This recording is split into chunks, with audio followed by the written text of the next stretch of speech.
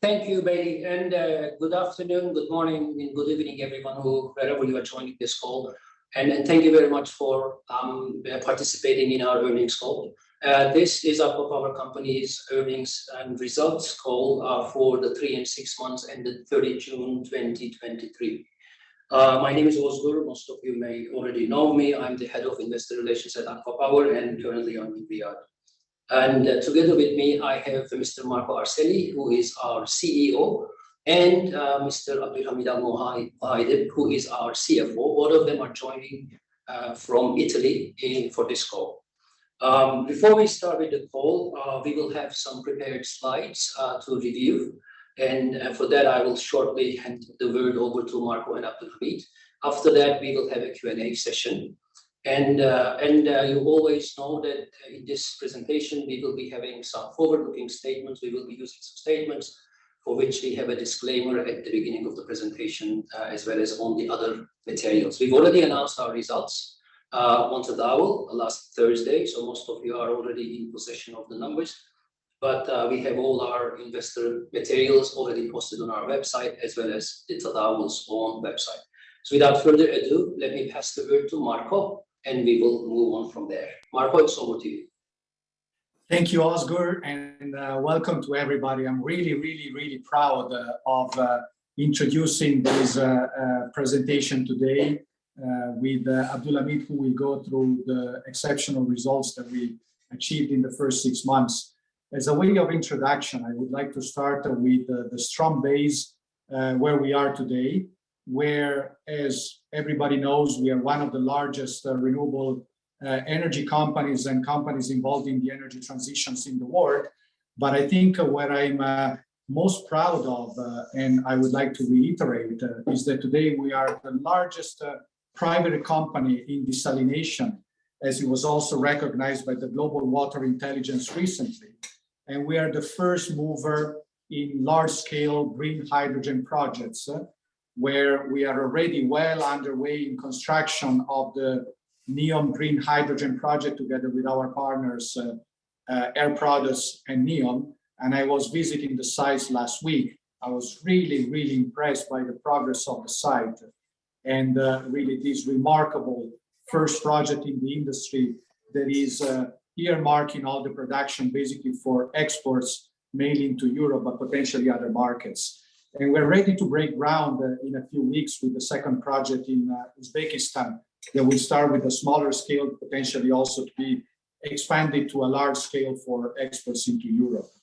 The other thing that I'm really excited about is the strong progress in decarbonization of our portfolio, where we had committed to a 50-50 balance between the renewables and the non-renewable power gen in our portfolio. Well, so far of the 50 gigawatt or more than 50 gigawatt that we already have in our portfolio, over 46% is renewables today, with a remarkable 65% CAGR over the past 10 years, which is really something that is a feast and an achievement that I have rarely seen in the industry. We consider ourselves one of the big enablers, if we can move to the next slide, in the energy transition for many reasons. But one of these is the ability, through our ingenuity and the work that we do with our suppliers through an open innovation concept, basically where we bring the whole ecosystem to reduce the cost of the way that we do things. And through basically the continuous improvement in the design of the projects that we have, to have been able to reduce solar PV cost and tariff by over 80% over the past decade, and desalination cost of 50% or more, which actually is a result of our ability to really reduce what we can really control, which is the specific power consumption, that is the number of kilowatt hours that you need to produce 1 cubic meter of water. Here, the reduction has been well above 80%, something really amazing in the industry. The last point that I think is really something that not always goes very well noticed is how we're good at converting high carbon emitting assets and how we've been able or are able to shift from thermal to solar reverse osmosis, like we're doing in the SWEG project, basically that will offset 22 million barrels of heavy fuel oil from the production of electricity, basically to desalinate the water and removing 9.5 million tons of CO2 per year. Or by agreeing with the off-taker in the Emirates, basically to convert the Hassian coal plant to natural gas, which will achieve basically over 30 million tons of CO2 reduction by 2030. I think that this stands really evidence of our ability to make a better world for future generation.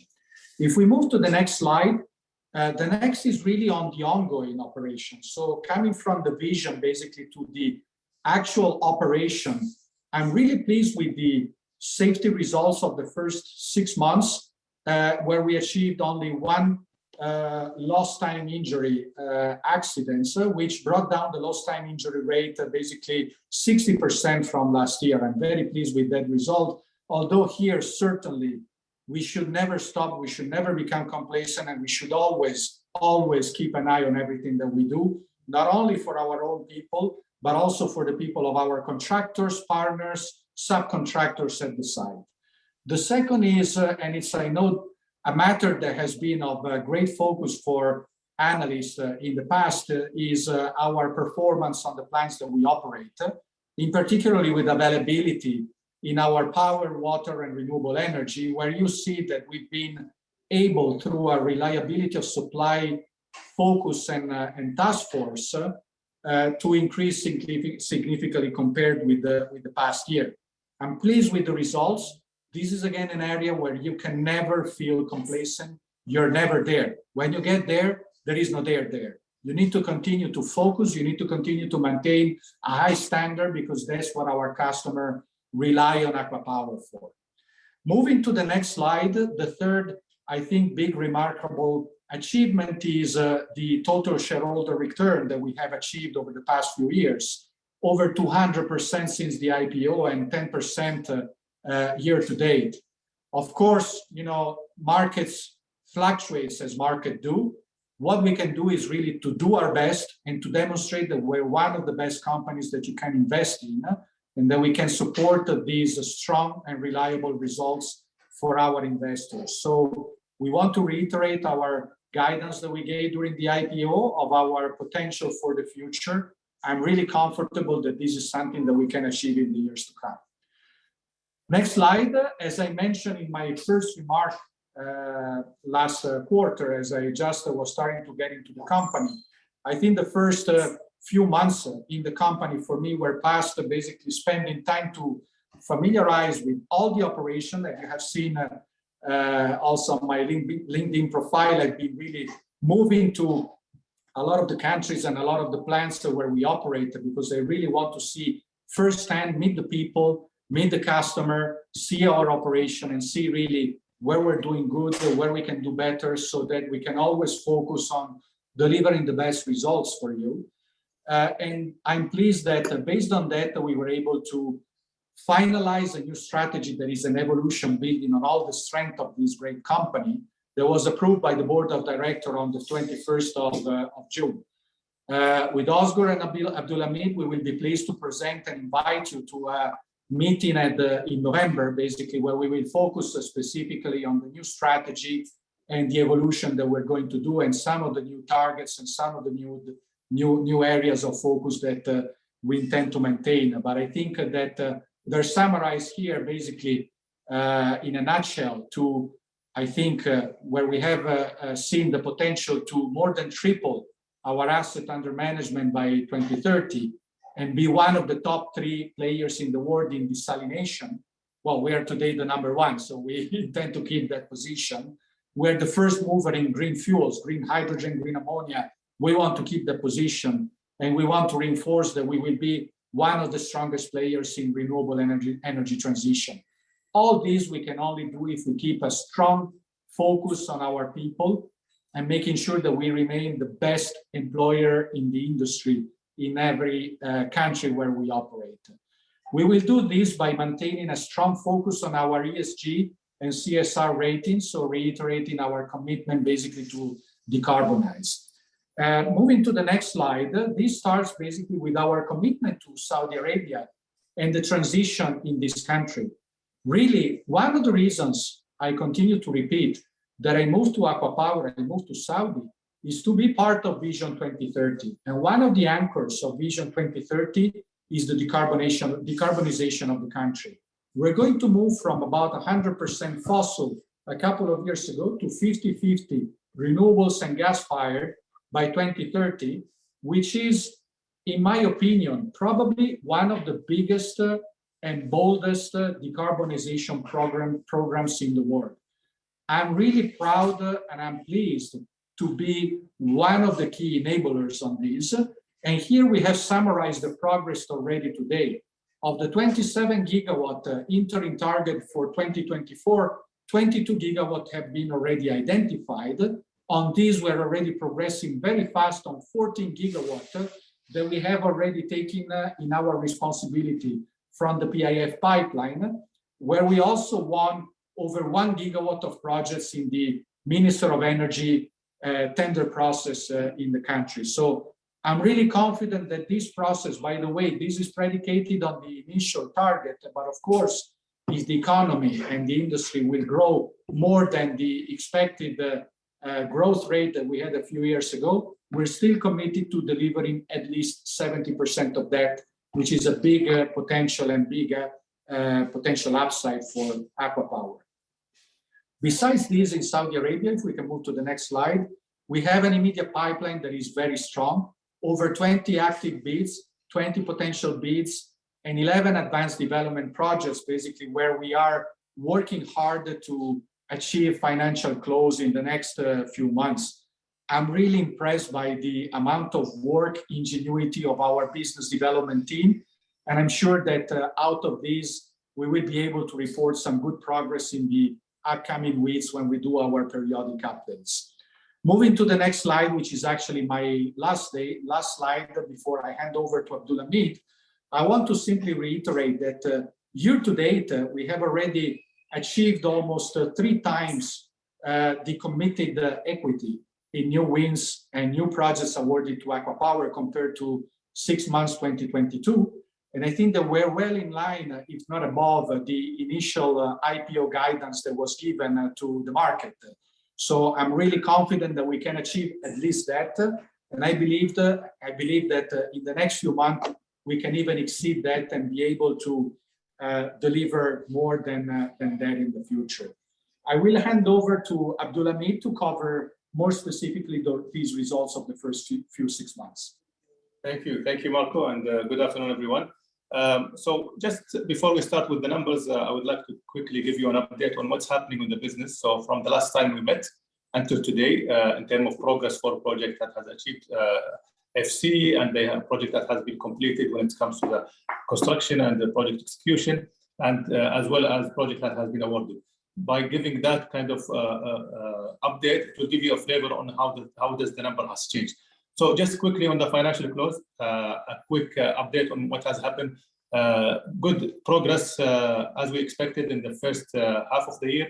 Alhamdulillah, we have achieved 4 different financial closes, Shaiba 1 and 2 in Saudi, which combined has become one of the largest, or the largest actually, PV project in the region, 2.6 gigawatt of power capacity, the lowest ever tariff that has been paid during the last few years.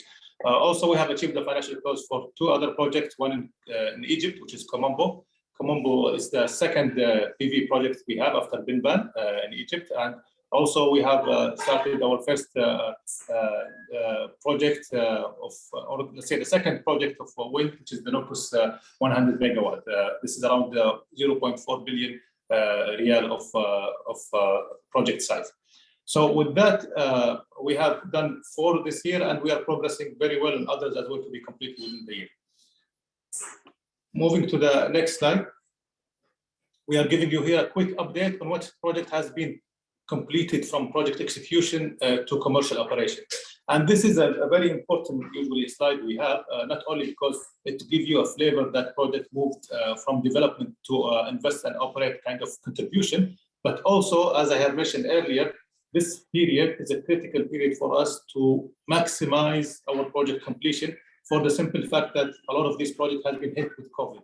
And by having this project hit with COVID, some of these projects have been impacted by a cost overrun or delays in execution. It has impacted our budgeting because for the simple reason of delaying this project. So the more we get these projects into operation, the more comfortable we will be on the way that we are managing our portfolio.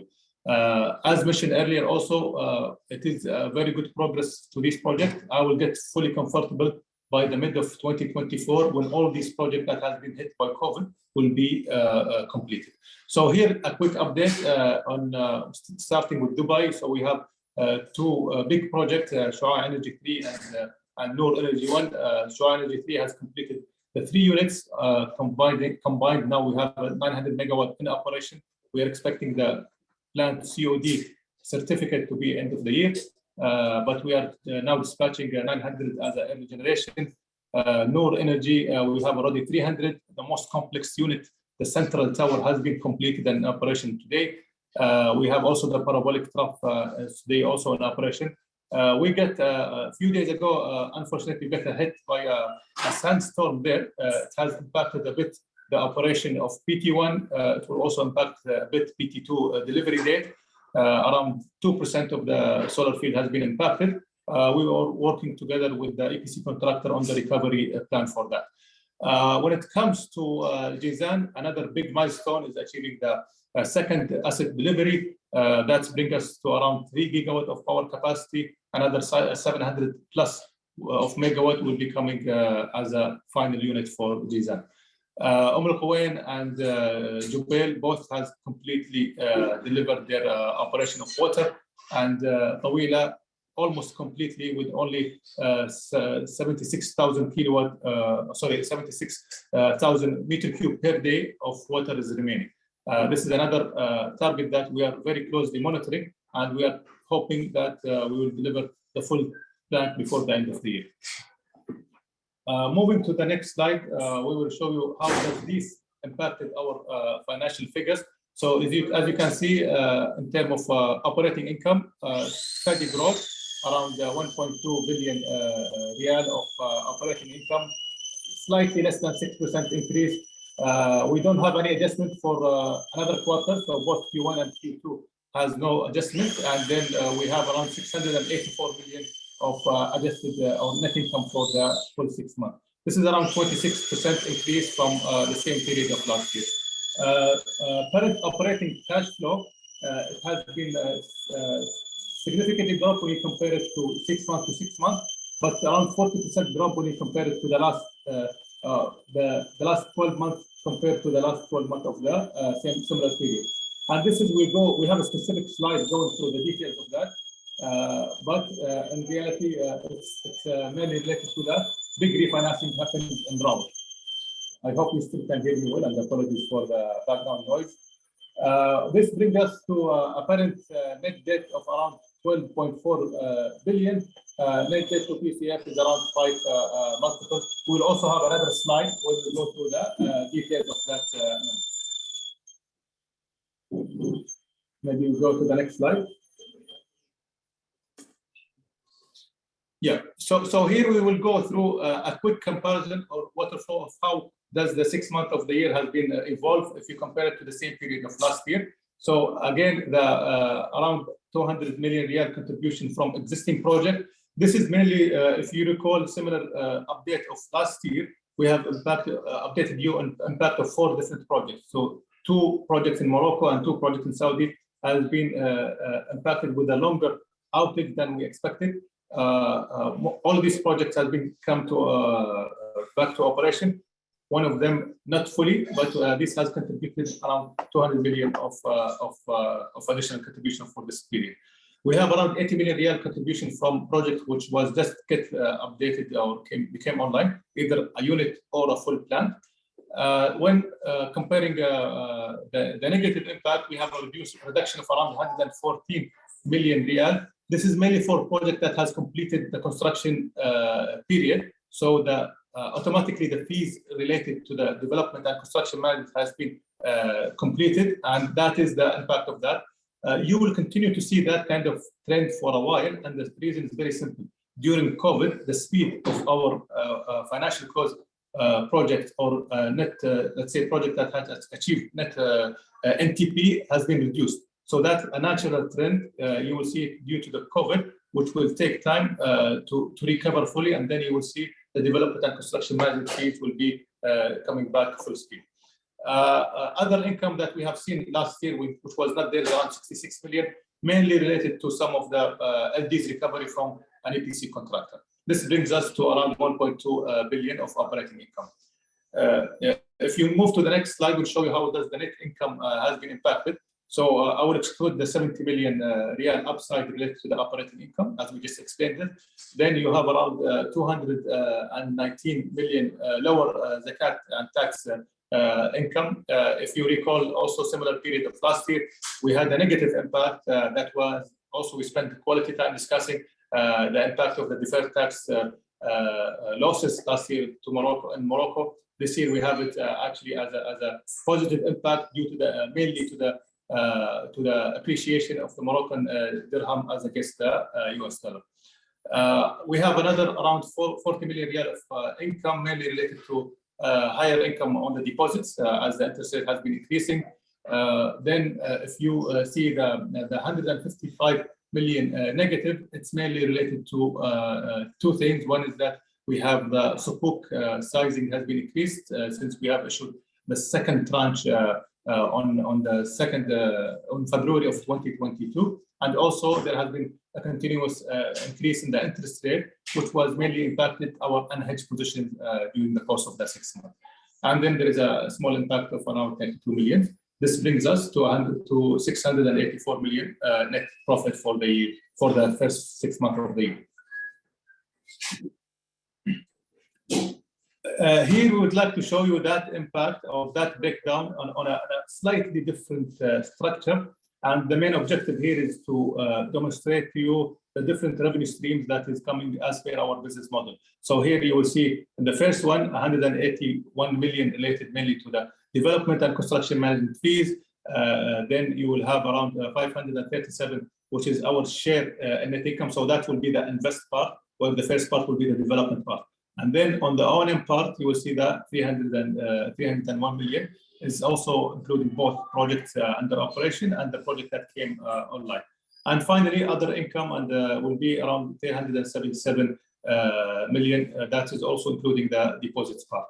Then this brings us to let's say a net income or adjusted net income before all the expense around 1.3. Take out around all the corporate and head holding companies expenses. That's around 700 million riyal, and bring us to the adjusted net income of 684. This is if you compare it to the previous year, it was around 542.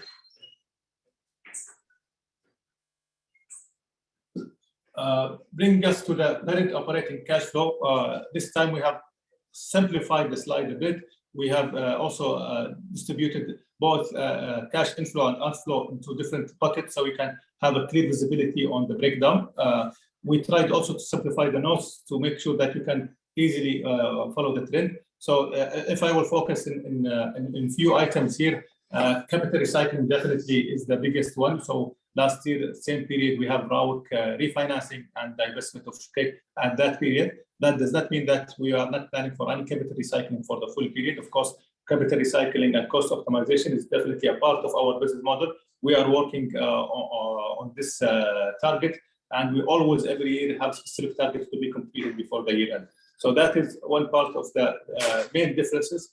You have also a positive difference in the finance expense, mainly related to Acwa 39. If you recall, by the end of last year, we were able to buy back 400 million or half of Acwa 39 bond, which has also had a positive impact when it comes to the financing expense.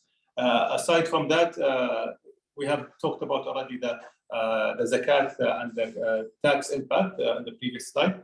And more or less, the rest is around 10 or less % impact when it comes to the POC. So last 12 months is around 2.4 billion.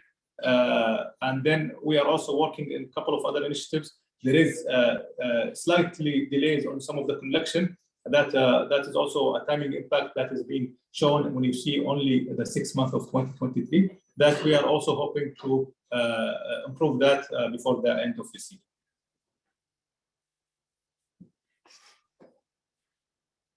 So here we are showing you expanding from the POCF to the full cash of the company. So aside from the POCF, we have, as mentioned earlier, included the 2.4 billion Saudi riyal, the second tranche of Sukuk, and then you have, together with the opening cash position of 4.2, this brings the total cash at around 7.2 million. Then how did you use the cash? This was a question that was raised in some of the meetings earlier. So we have specifically updated and upgraded this slide to answer this specific question. So out of the 7.2 billion riyal of cash, we have actually utilized 3.1. 85% was mainly injection in the new projects and investments, and around 6% are paid for financial charges and Sukuk and others. Then there is around 9% mainly advances to projects that have not yet achieved the financial close. So this is bringing a healthy picture of the real use of the cash, 85%, and the remaining 4 billion Saudi riyal is within the company.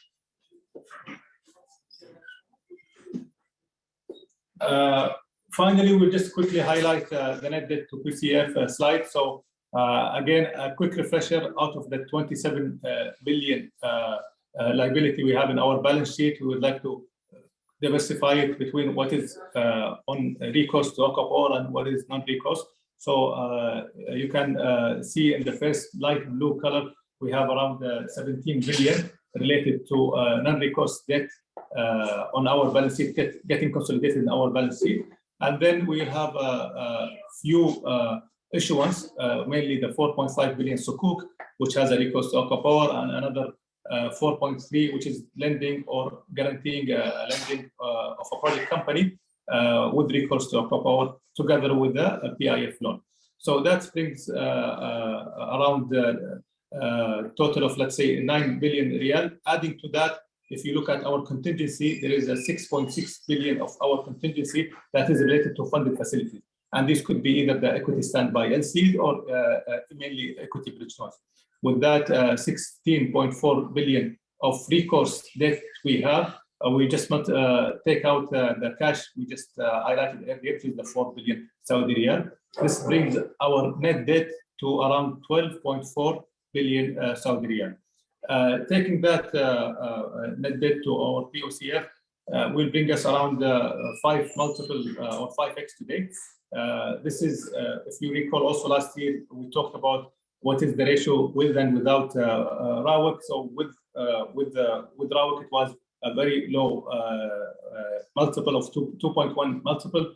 Then if you just exclude RAWEC of last year, it will be around the same number we have today, 5 or 4.95 multiple. Again, our comfort zone will remain, as Marco has highlighted with our growth strategy. We always want to be lower than 6 to 7 multiple. There is a 1 year or so that could go higher due to the growth, but we are always controlling that number to make sure that we can deliver on our commitment, both in the debt lenders as well as our equity partners. So this is the last slide. I will hand it over to Marco to quickly take you through it, and then we'll open it up for Q&A. Yeah. So as a summary, I think here is highlighting the priorities we have set for ourselves. Of course, we mentioned safety. The improvement is clear compared to last year, sign of the strong commitment of the management. But I think here we need to maintain the good momentum and really not drop the guard, because it's really something that is, the starting point of everything that we do. The second one we mentioned is the reliability of supply. As we mentioned, it's not just good to win the project, to build the project and bring them online, but then we need to make sure that our customers can really reliably benefit from them, particularly in water, particularly in the countries where we operate, because it's so really important for us. The third is really to make sure that we focus on the finalizing the financial closes and the I code and P code that we have on our projects, we are on track on delivering on the projects that we have earmarked for our plan for this year. And I'm really pleased with what we have done today. Of course, we cannot forget growth. This is a company that really is going to change the world, and we really want to bring it to these new heights. So we need to really make sure that we maintain the momentum. So far this year, we signed 4 PPAs. We signed 1 hydrogen agreement in Uzbekistan, the one project where I said that in the next few weeks we're going to break ground, and 3 PPAs in Saudi Arabia in the PIF pipeline that we discussed before. And then we continue to decarbonize our portfolio and make sure that we lead the energy transition globally.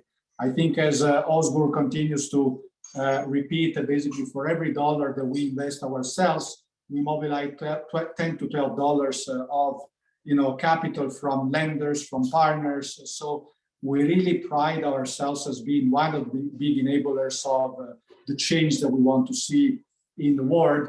And I think that this is today already epitomized by this growth of renewables in our portfolio to 46% of the total.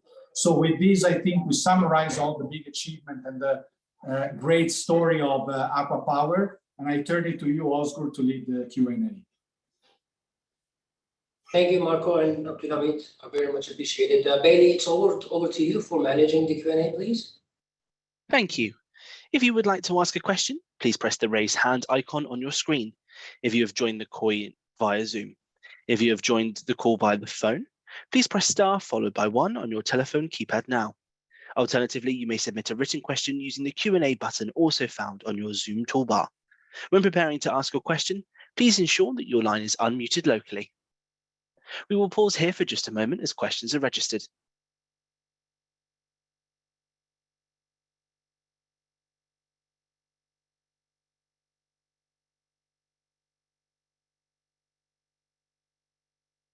Our first question comes from Anna Anatova.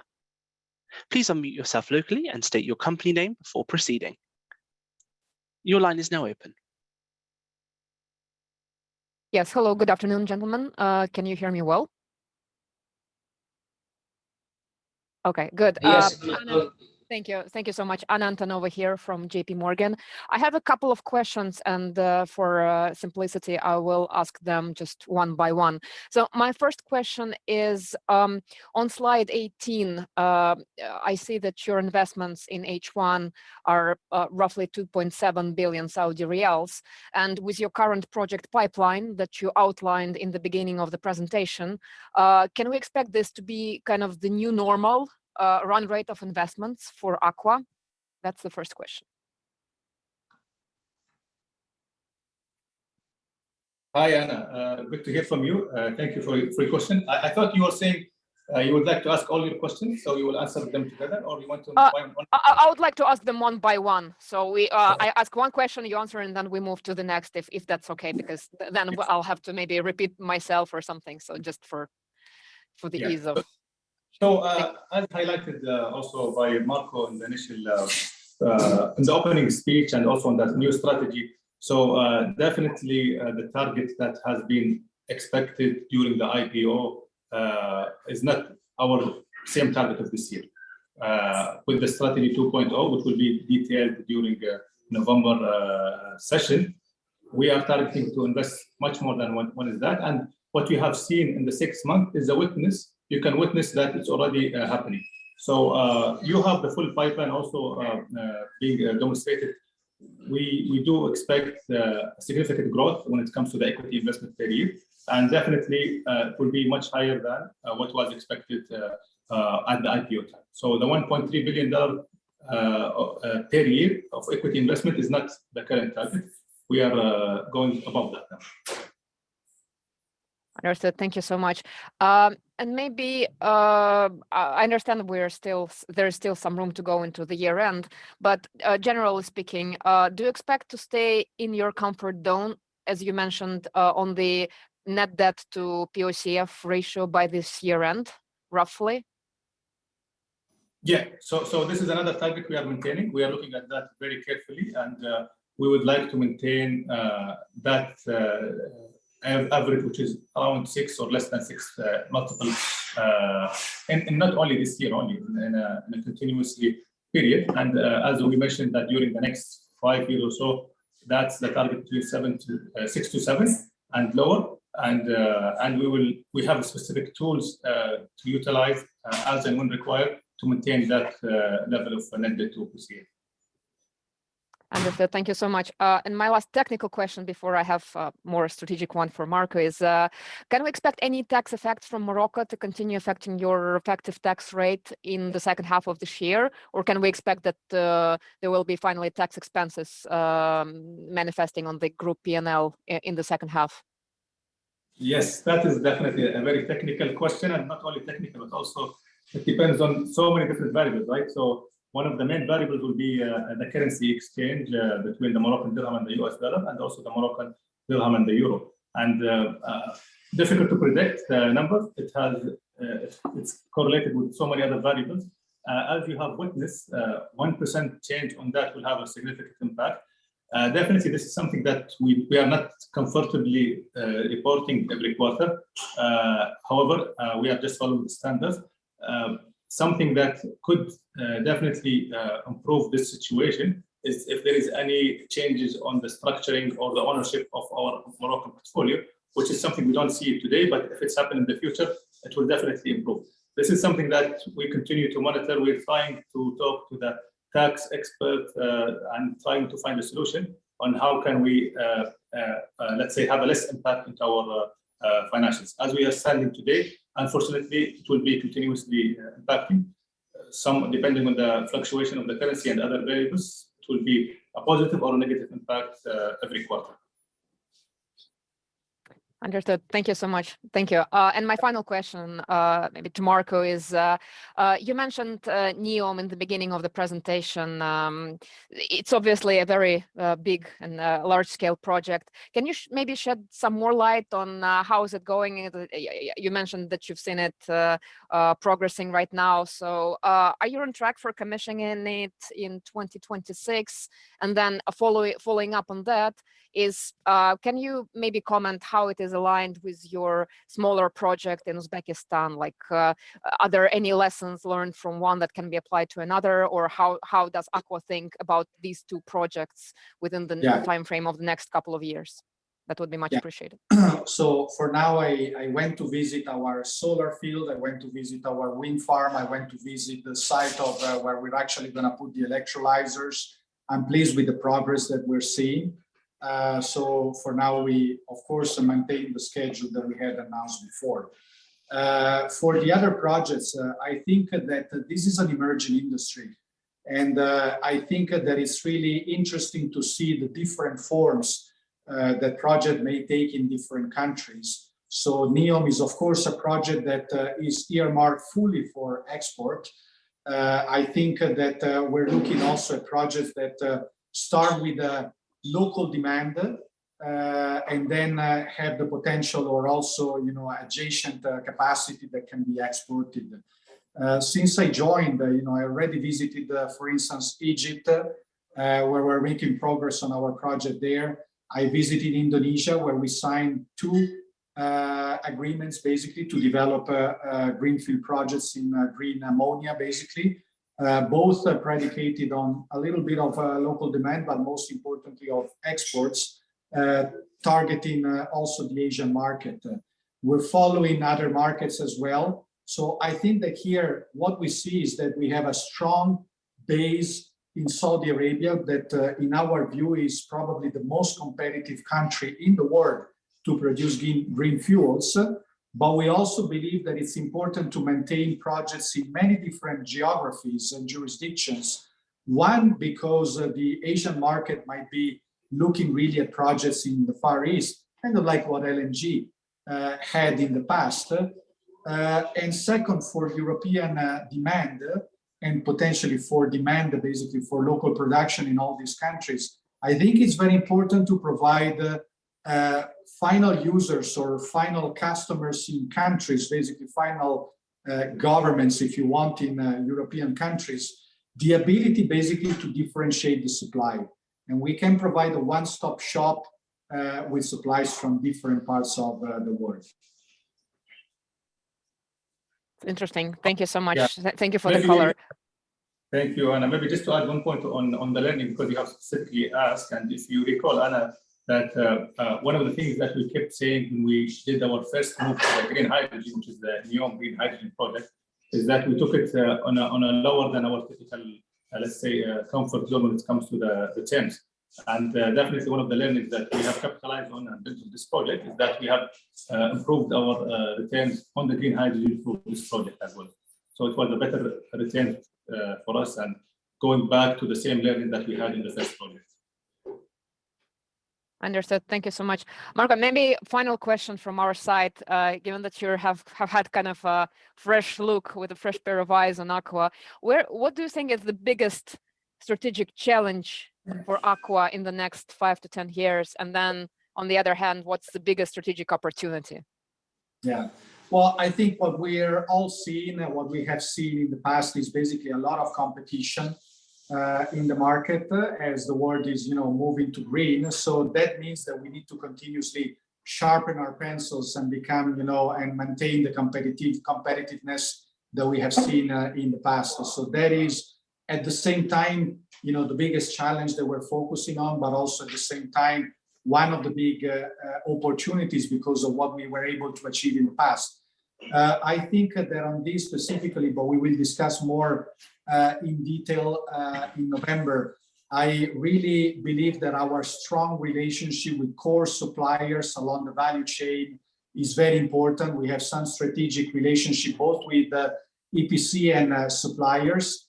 And I think that one of the important things is that I have seen really with fresh eyes, as you say, is the ability basically for ourselves to lead open innovation really in our operations. So it's not that we develop our own, specific manufacturing. That is always a limiting factor, I think, because either you're able to allocate a lot of money to that specific technology, you will always at some point fall behind.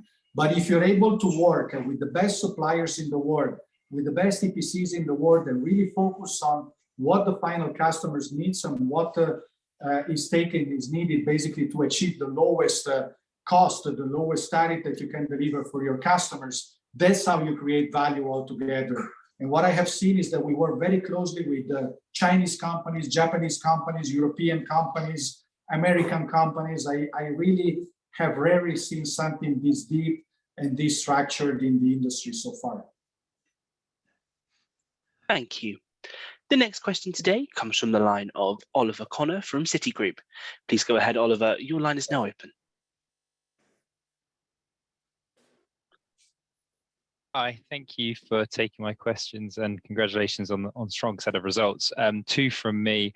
The first one, I appreciate you probably fleshed this out in more detail in November in terms of your sort of medium-term earnings trajectory and where we are versus IPO. But my sense is that you've made a lot of progress in terms of bringing assets online this year and also re-establishing the availability to a level that you'd like. So is it fair to say, sort of looking into the second half of this year, you're expecting to see a sort of further acceleration in growth in earnings, particularly from the sort of net income line of those new assets coming through? And the second question, more generally looking back at sort of slide 8 on the progress within the kingdom, it looks like the PIF pipeline is very strong. I'm just curious to know if there's an update sort of on the auction side of things in terms of how that's developing. I know there's been sort of 4 or 5 rounds that have been positioned in the kingdom. Is there an update on sort of how that auction process will go into 2024 or later this year? Thank you. Thank you, Oliver. Thank you very much for your question. So just to give a quick update on how things are progressing from assets on operation. So we have briefly gave an update during the presentation, but as we are seeing today, more or less, yes, we are progressing very well. Summer is a bit sensitive kind of season, so usually don't have any planned long outages in summer because it is the peak of the demand from the client side, right? Having said that, you also get impacted sometimes here and there, and I have mentioned, for example, only one of them already in Dubai that has happened a few weeks ago, or last week. So it is difficult to predict how does the full summer will look like. But yes, in an absolute term, if things are progress as planned, we should be in the second half better than the first half when it comes to operating assets, and also when it comes to contribution from the assets that is being in operation. So this is in a nutshell.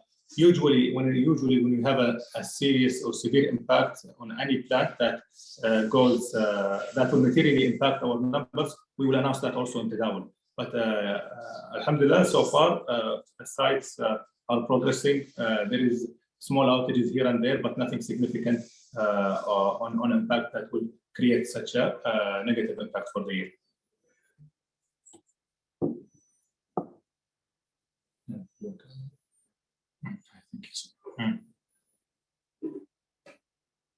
Thank you. Thank you. Sorry, Bailey.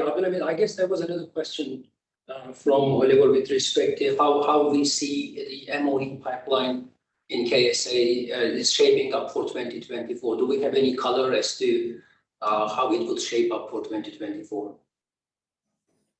The Ministry of Energy Pipeline. Energy pipeline, exactly. The tendering process. How, if we have any ideas or any vision about how it would develop within 2024? No, so I think we highlighted in the chart that about 22 gigawatt have been identified, 14 we're working on.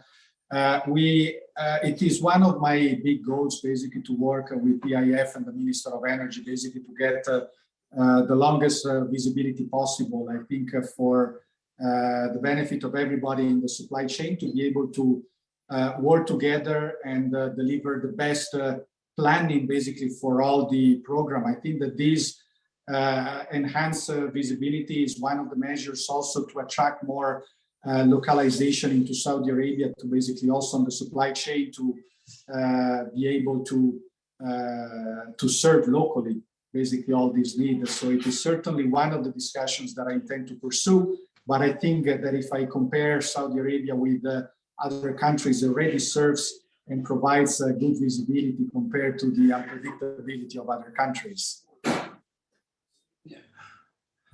Yeah, maybe am I? Yeah, okay. Maybe Oliver. One thing I can add to that one, I guess, as you rightfully mentioned as well. If you remember the starting of the year, we only had 1,500 under our belt, which was only there. So the point I'm making is Saudi Arabia is definitely and very visibly accelerating the deployment of the program, and it's very visible from the numbers. And we have an understanding that it's going to continue in 2024. Obviously, we are not in a position to give further details, but yeah, just to support what Marco is saying. So far, we don't have any flags to raise with respect to the project, to the deployment of the country's pilots.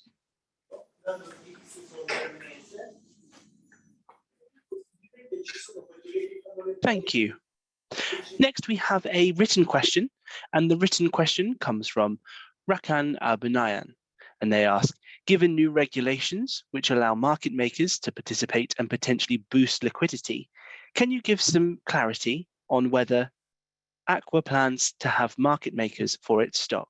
Thank you. Yeah, thank you for the question. So we did indeed saw a couple of initiatives by few companies listed in Tadawul. One is related to having a specific financial institution to be market makers. Other related to share splits. So these all is interesting, definitely tools to be witnessed, assessed, reviewed. And we are looking at it all from our equity strategy.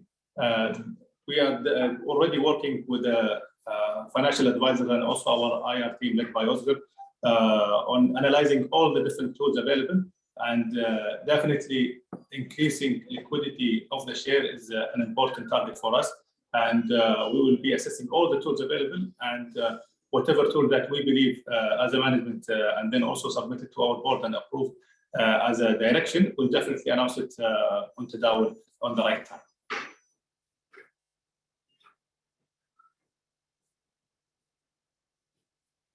Thank you. Our next question comes from the line of Anna Kuchina from T. Rowe Price.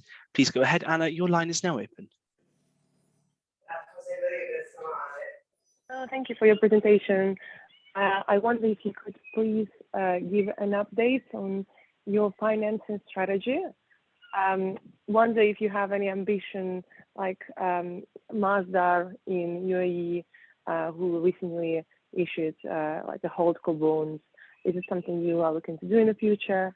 And specific also question with regards to your MP1 bonds issued by Acwa Power Management Company. You last November, I think you did. You repaid half. You tendered half of it. Is it something you might do in the future? And maybe the third question is, what is your strategy with respect to your oil-fired portfolio, where you still have some stakes? We've seen that you have been gradually divesting it. Is it something you contemplate in the near future to completely get out of your oil-fired portfolio? Thank you. Okay, so maybe we'll start with the funding strategy, and then I can highlight about our strategy toward the heavy crude oil assets, right, that you have just referred to. So look, when it comes to the funding strategy, if you take one step back and look, how does that impact our, not really the winning ratio, but it's mainly it's the driver for our competitiveness. So definitely our funding strategy will be hand in hand aligned with our competitiveness and our ability to grow on these new countries and new projects. Every single cent that we work on optimizing does create value, and that is not only related to, let's say, EPC price, O&M price, other costs, but also a big part of it is related to the financing. So when it comes to our funding strategy, we always look at the most optimal solution that allows us to finance our growth without significantly impacting or even creating value for our competitiveness for future projects. So with that in mind, definitely we are looking at different tools and different sets of funding to fund our growth. So we did, as you rightly mentioned, last year, utilize an opportunity and paid back around $400 million, which is 50% of our Acwa 39. If you ask me today, I don't see a value to do anything right now, but different circumstances will definitely trigger a different action. So as we are standing today, that is will remain as it is. We are looking at different positions. You have seen our cash position today. I don't need an immediate issuance at the corporate level. Maybe by the beginning of next year, we will be required to pitch for the market again. We are able to currently bridge our growth with equity bridge loan for a few projects, and this is ultimately having the objective of optimizing the tariff and delivering a more competitive, let's say, water and power to the end users.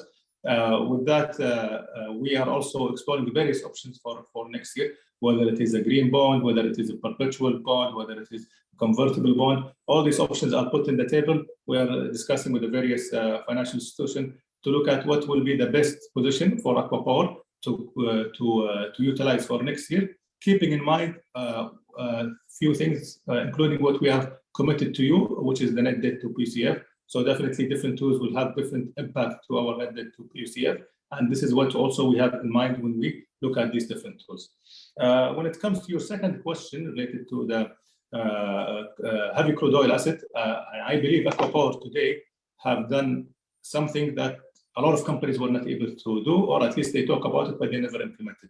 In reality today, out of the 4 assets that we have been able to take 2 out.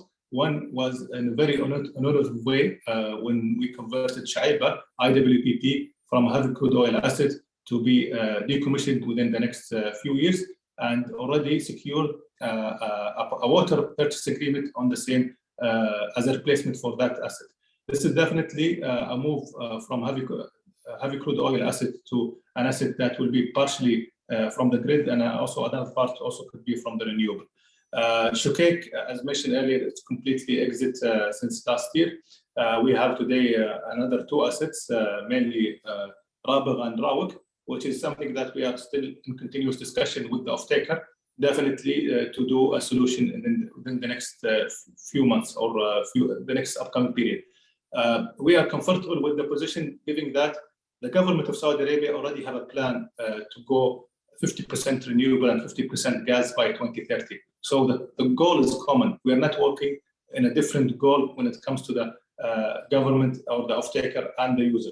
We are having a common goal, and we will definitely utilize and capitalize on the Shuaibah experience to build something similar for other projects. With that, then we have also another asset, of course, which is Dizan, which is a completely different asset, given it is actually a gasification asset and not a power generation asset.